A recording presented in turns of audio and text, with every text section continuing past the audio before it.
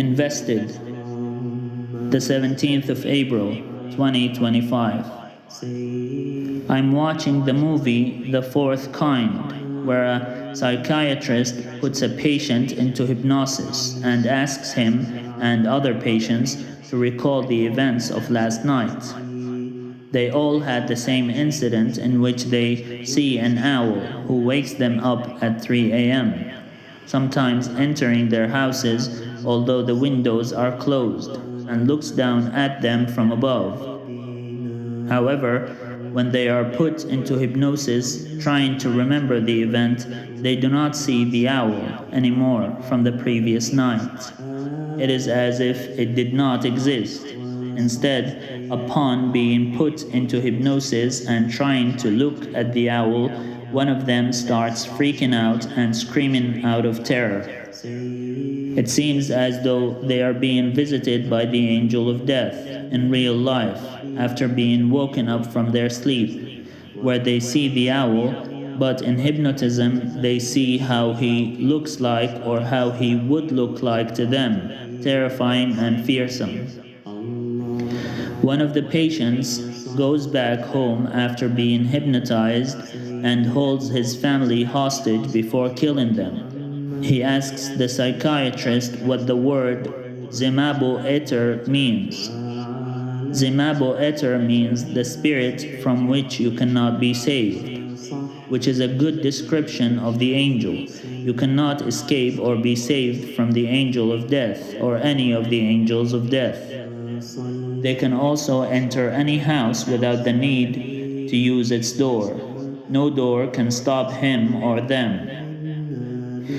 The angel of death is nicknamed the command of Allah because he carries out the command of Allah against all odds and circumstances.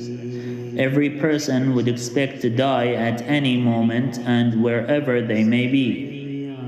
The other patient says, under hypnotism, someone's out there. The psychiatrist replies, "Can you see who it is?" The patient says, "Not who. What? I know what they are. They come all the time since I was little." The psychiatrist says, "What are they?" The patient says, "They are going to open the door. They get in without setting off the alarm.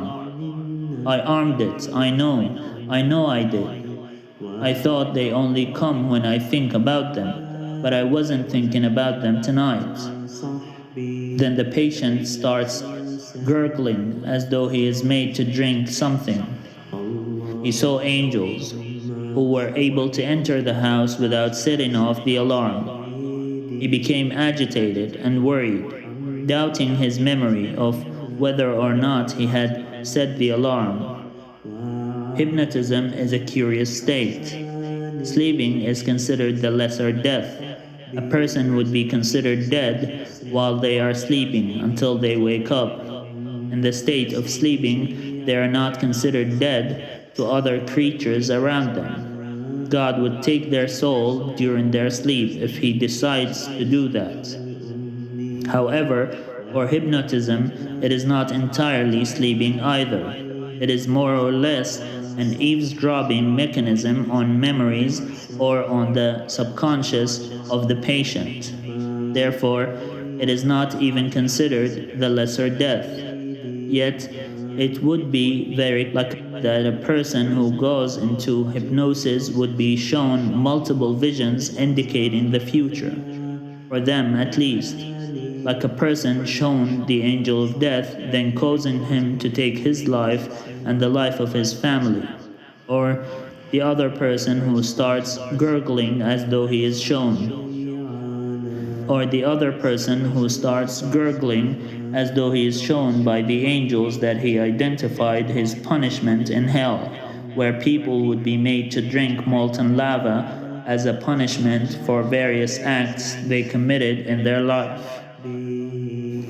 It is no wonder that the gurgling patient would vomit as soon as he is brought out of hypnotism, while the first patient only looks terrified, knowing that his fate and death were approaching, deciding to take the lives of his family with him. The patient describes what he saw during the hypnotism and says, "The worst part was the voice inside my head, because they talk to you so you can hear them, but they also talk inside your mind, like you're connected or something."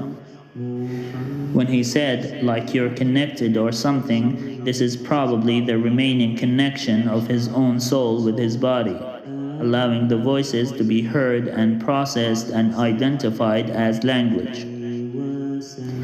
Angels who had a message to humans would talk inside the mind of the person who is to receive the message.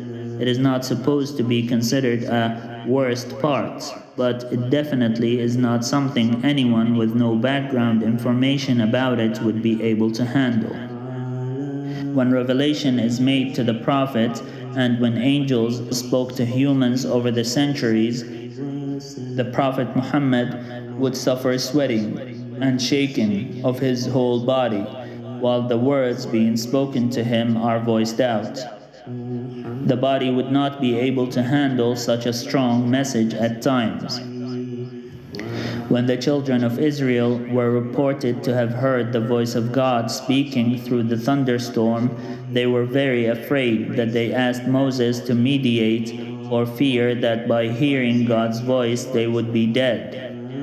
Some minds and biological brains are not made to endure such an experience, especially since they had already sinned against God by worshipping the golden calf. They would already have an expectation that God would destroy them for their sin. For a psychiatrist, this would be emphasized by the existence and vivid demonstration of guilt in the patient. They knew they were guilty, and therefore they would expect the worst fate to happen to them for the transgression. Similarly, in this case, the second patient was made to see something of the punishment in store for his actions, actions that might not have been described entirely in the movie, but were revealed to him through his own vision and experience. He was taken somewhere that he does not recognize.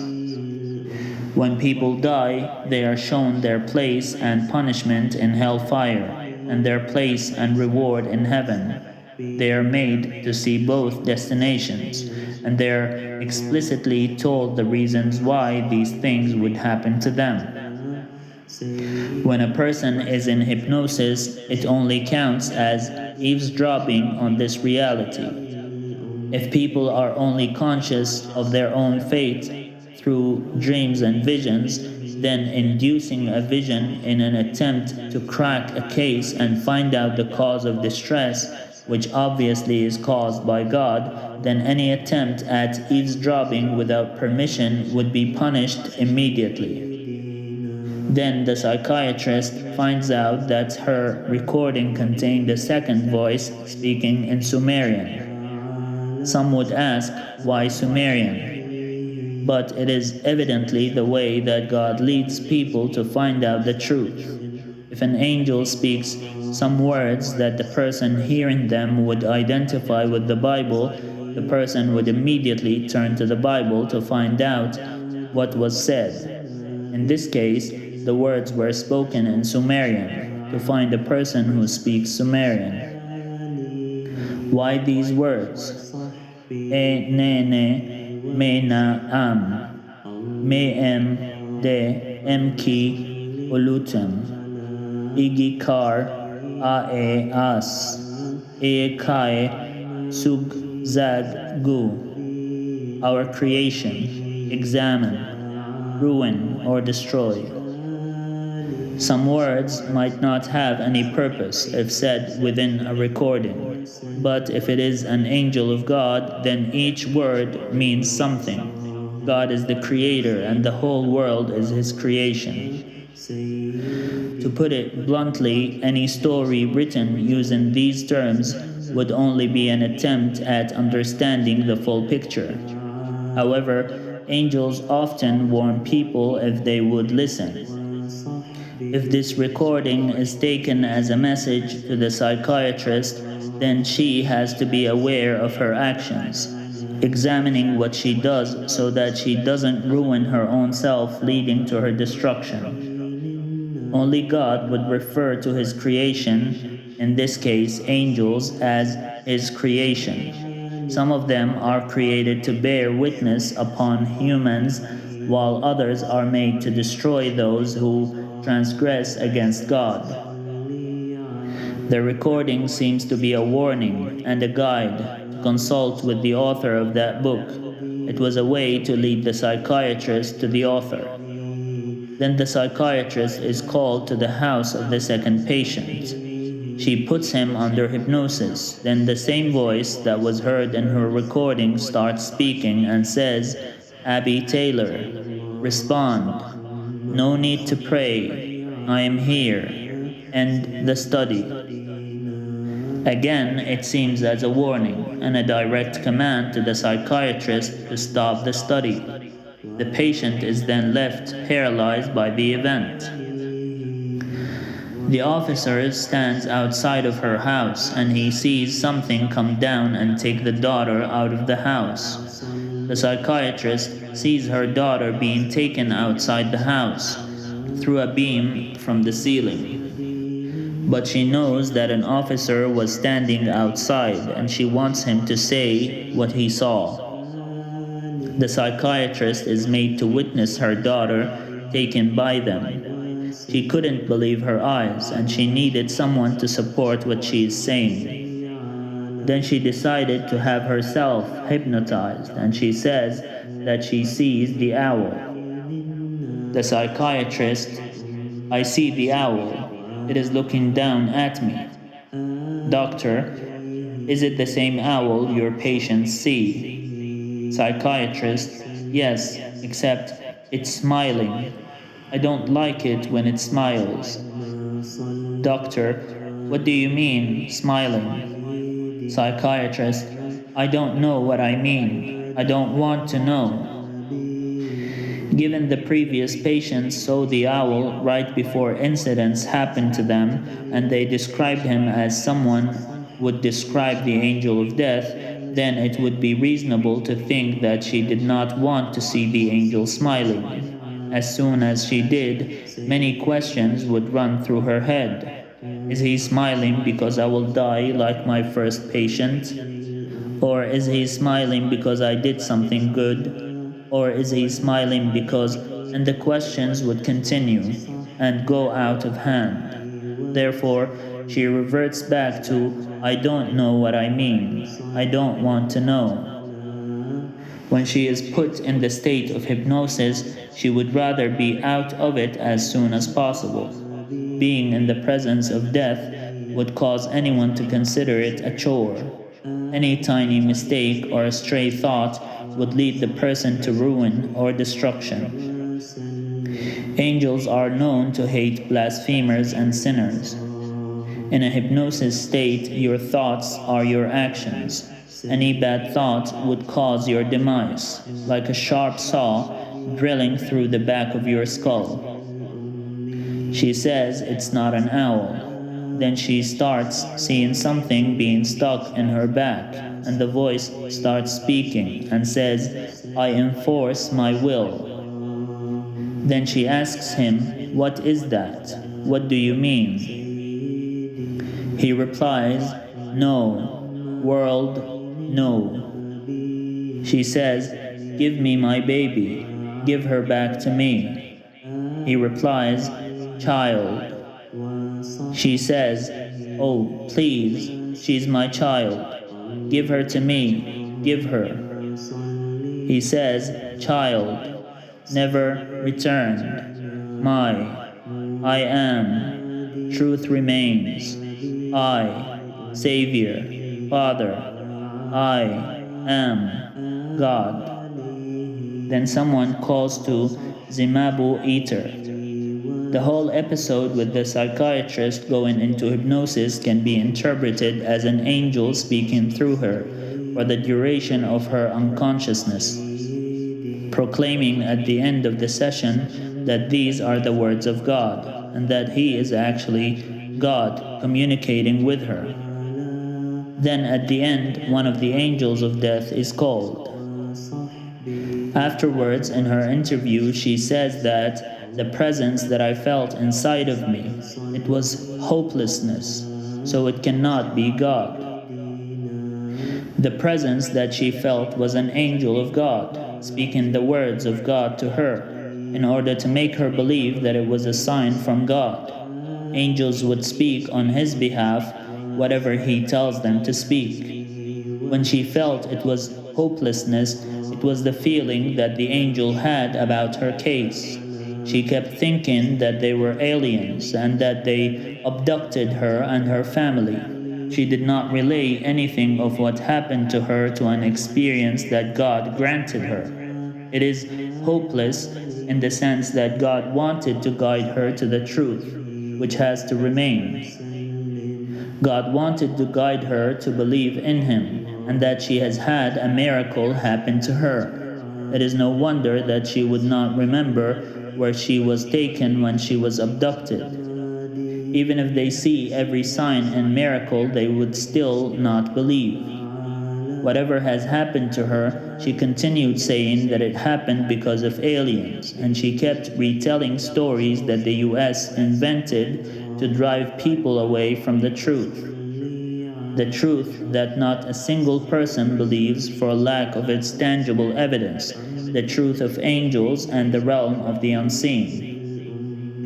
There, the psychiatrist Abigail Tyler was given a glimpse into the realm of angels through her dead husband's hypnosis theorem. Yet, after she was shown a clear miracle, leaving her without a daughter, she comes back and says that they were aliens who abducted her daughter. Not angels, not demons, not devils, which are all part of truth. No, it was aliens. And why? Because that is what had been on the media at the time. That is what the US wanted people to believe at the time, because humans who are raised in the US wanted to conquer the whole cosmos and pay huge amounts of money for space exploration, while millions of homeless people still roam their streets. The realm of the unseen is still a realm that has existed ever since God created the universe. Our creation, examine, ruin. If you do not believe in the unseen realm, which constitutes God's creation, without the need to examine it, then you will be ruined. It was not hopelessness. These were the feelings that the angel had for you. It was getting hopeless that you will believe because of all the signs that you were shown previously. This is the first time I watched the movie, and I have been writing notes on it step by step. A believer would always consider the possibility of an angel sent from God. A believer knows how angels manifest in the real world and how God's guidance can be sent to humans.